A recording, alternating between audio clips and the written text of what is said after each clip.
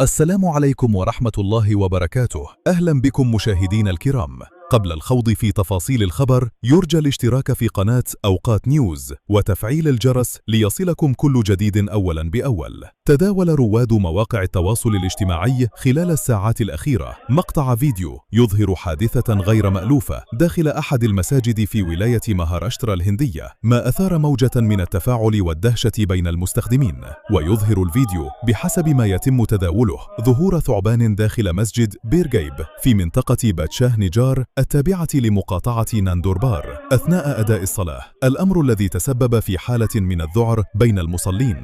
وبحسب المقطع المتداول فقد تدخل إمام المسجد بسرعة لافتة وتمكن من الإمساك بالثعبان حيا بيديه والتعامل معه بهدوء قبل إبعاده عن مكان الصلاة وسط حالة من الذهول بين الحاضرين. وأثار الفيديو تفاعلا واسعا عبر المنصات الاجتماعية، حيث أشاد البعض بشجاعة الإمام وسرعة تصرفه، فيما تداول آخرون القصة على نطاق واسع دون تأكيد رسمي لتفاصيل الواقعة أو توقيتها الدقيق.